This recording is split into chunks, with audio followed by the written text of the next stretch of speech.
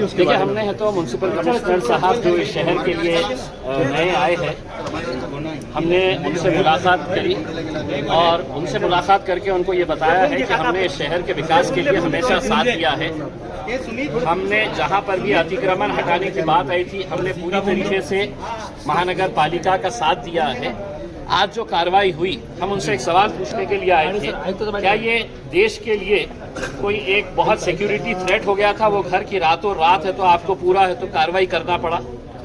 और अगर ये कार्रवाई आपने किए हैं, इलीगल था अगर आपने किए हैं, तो हमने कुछ दस्तावेज उनके सामने रखे हैं जो उनके ही दस्तावेज है, जिसमें ये बताया गया है कि सत्ताधारी पक्ष के कुछ चुने हुए कॉरपोरेटर्स, उनके कैसे इलीगल कंस्ट्रक्शन है, कैसे उनका अनधिकृत जो है वो बांधकाम किया गया है। तो वो डॉक्यूमेंट्स हमने उनको दिखाने के लिए आज हम आए थे। उन्होंने हमको आश्वासन दिया है कि हम इसके ऊपर जल्द से जल्द कार्रवाई करेंगे और किसी को भी बख्शा नहीं जाएगा। हम उम्मीद करते हैं कि अब वो कार्रवाई करेंगे। आपको लगता है कार्रवाई होगी?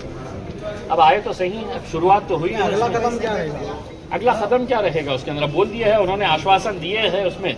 हाँ, कुछ दिन इंतजार करेंगे, देखेंगे, और अगर नहीं होता है तो वही हाईकोर्ट के अंदर जाएंगे और हाईकोर्ट को बताएंगे कि साहब, इस देश के अंदर, इस राज्य के अंदर, इस शहर के अंदर दो कायदे कानून तो नहीं हो सकते हैं कि आप है तो मतीन के लिए एक अलग कानून बनाएंगे और चूंकि ये भाजपा के और शिवसेना के कॉर्पोरेटर्स हैं तो इनके लिए अलग कानून रहेगा करके उसमें तो जाएंगे कोर्ट के अंदर, जाके लेकर आएंगे ऑर्डर। पालक मंत्री ने आप पर गंभीर आरोप लगाया, उसको बोलो देशी कम करेगा। कायदे आहे का, एक आमच्यासाठी वेगळा कायदा आहे की ज्याच्यामध्ये रात्री 3 वाजता आपली पोलीस फोर्स तयार करून आपलं सगळं अतिक्रमण विभागाच्या अधिकाऱ्यांना बोलवून सकाळी 5:30-6 वाजता हे सगळं डेमॉलिशन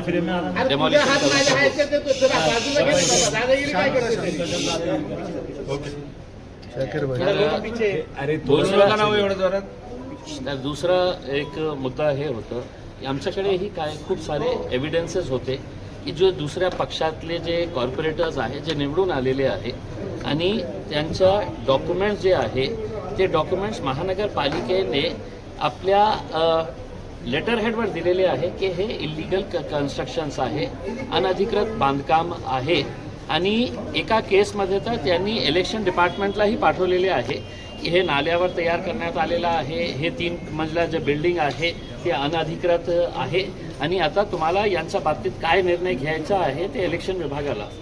प्रश्न हे उपस्थित होतो की हे जे आज नारेगावमध्ये जे बिल्डिंग पाडण्यात आलेली आहे, काय या शहरासाठी एक सिक्युरिटी थ्रेट होतं का? काही मोठा घातपात होणार होता म्हणून रात्री हे काढण्यात आलं आणि हे दुसरे जे कॉर्पोरेटर जे सत्ताधारी पक्षातले आहे त्यांचं सगळं एव्हिडन्स असल्यानंतरही 30 मार्च 2026ला हे ऑर्डर पास करण्यात आलेलं आहे। मार्च, एप्रिल, मेचा अर्धा महिना गेलेला आहे। मग यांना का सवलत देण्यात येत आहे? कुणाच्या दबावाखाली हे काम करत आहे? आता नवीन कमिशनर साहेब आलेले आहे, यंग आहे आणि त्यांचा ट्रॅक रेकॉर्डही आम्ही माहीत केलेला आहे की कोल्हापूरमध्ये त्यांनी खूप चांगलं काम केलेलं आहे। तर आमची अपेक्षा हे आहे की कोणाच्याही प्रेशरमध्ये ते न येता जे नियम आहे ते नियमाप्रमाणे कारवाई करावी। तुम्ही आमच्यावर कारवाई केली, आमचा काहीही राग नाही आहे। इल्लीगल असतं, इल्लीगल होतं तुम्ही काढलं, पण आता आम्हाला हे सांगा की या शहरामध्ये एकच इमारत इल्लीगल होती का? आता सगळं काही संपलेलं आहे का? असं नाही आहे। आता दुसऱ्यांवर ही कारवाई तुम्ही कधी करणार हे आम्ही विचारण्यासाठी आलो होतो। तुम्ही तक्रार केली आहे तर ते नावं जाहीर करा ना, पुरावे दिले त्यांची नावं सांगा। एक गणेश नावंदर म्हणून आहे भारतीय जनता पार्टीचे आणि दुसरे एक स्वामी भाजपचे आहे आणि दुसरे कॉर्पोरेटर्सचेही पण आहे। आता कमिशनर साहेबांनी आम्हाला सांगितलेलं आहे की ज्यांचे आहे आम्ही सगळं काढणार आहे, बघणार आहे आणि आम्ही त्वरित त्याच्यावर ऍक्शन घेणार आहे। नाल्यावरची इमारत म्हणजे किती दिवस ते लागणार आहे त्याचं उत्तर। नाल्यावरची इमारत तुम्ही उल्लेख केला ती कोणती? सगळे डॉक्युमेंट्स मध्ये आहे, ते पिक्चर ते लिहिलेलं आहे। टाउन प्लॅनिंग डिपार्टमेंट आणि झोनल अधिकारी जे आहे अतिक्रमणचे त्यांनी लिहितमध्ये दिलेले आहे की स्थळ पाहणी केल्यानंतर हे निष्पक्ष येतो की हे इल्लीगल कन्स्ट्रक्शन आहे, नाल्यावर बांधण्यात आलेलं आहे, टपरीची जागा आहे आणि त्यावर 3 मजला इमारत उभे करण्यात आली आहे। आणि जेव्हा तिथे कारवाई करण्यासाठी लोक जात होते, तर 2 नेते आहे या शहरातले, ते त्यांना फोन करून परत पाठवायचे. अशी तक्रार आलेली आहे. आम्ही त्यांना सांगितलेले आहे की नेत्यांच्या बोलण्यावर तर चालणार नाही ना शहर. जे नियम आहे त्या नियमाप्रमाणे चालणार आहे, म्हणून त्यांनी आम्हाला आश्वासन दिले आहे. ज्या पद्धतीने नारेगावची कारवाई तात्काळ झाली त्या पद्धतीने तात्काळ कारवाई इकडे संबंधित तक्रार केल्यानंतर होईल.